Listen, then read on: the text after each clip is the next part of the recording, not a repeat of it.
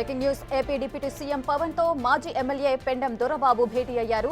మంగళగిరిలోని జనసేన పార్టీ ఆఫీసుకు వెళ్లి కుటుంబ సభ్యులతో కలిసి పవన్ ను కలిశారు. జనసేనలో చేరేందుకు ఆసక్తి వ్యక్తం చేయగా అందుకు జనసేనాని అంగీకారం తెలిపారు. మార్చి 14న పిఠాపురంలో జనసేన ప్లీనరీ సమావేశం ఉంది. ఆ రోజే దొరబాబు పార్టీలో చేరే అవకాశం ఉంది.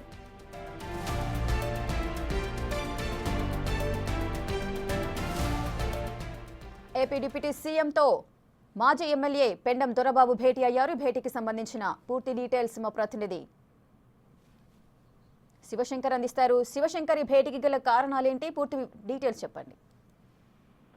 ఏరక చూసుకున్నట్లయితే ఈ రోజు అసెంబ్లీ సెషన్స్ అయిపోయిన తర్వాత జనసేన పార్టీ కేంద్ర కార్యాలయంలో అయితే పిఠాపురం మాజీ ఎమ్మెల్యే పెండం దొరబాబు పవన్ కళ్యాణ్, రాష్ట్ర డిప్యూటీ సీఎం పవన్ కళ్యాణ్ తో అయితే భేటీ అయ్యారు. అయితే జనసేనలో చేరేందుకు ఆయన ఆసక్తిగా ఉన్నట్లు కూడా పవన్ కళ్యాణ్ కి తెలియజేశారు. పలు అంశాలపై ఆయన చర్చించినట్లు కూడా సమాచారం ఉంటుంది. అయితే ఈ నేపథ్యంలో పవన్ కూడా జనసేన పార్టీలో దొరబాబు చేరేందుకు గ్రీన్ సిగ్నల్ ఇచ్చినట్లు కూడా మనకు సమాచారం ఉంటుంది. ఈ నేపథ్యంలో చూసుకున్నట్లయితే గత ఎన్నికలో వైసీపీలో ఉన్న పెండం దొరబాబు అయితే కొద్ది రోజుల క్రితం రాజీనామా చేశారు.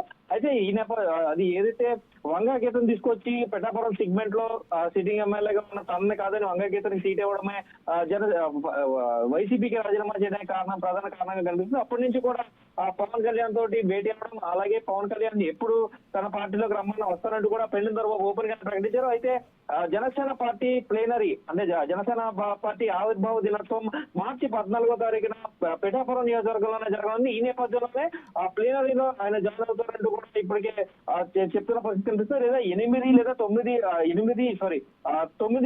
తేదీల్లో పెండం దొరబాబు అయితే పార్టీలో జాయిన్ అయ్యి జన సమీకరణతో పాటు పిఠాపురంకి వచ్చిన జనసేన కార్యకర్తలందరికీ కూడా ఆతిథ్యం ఇవ్వడానికి సిద్ధమవుతున్నట్టుగా కూడా మనకి విశ్వసనీయ సమాచారం ఉంటుంది. రేఖ.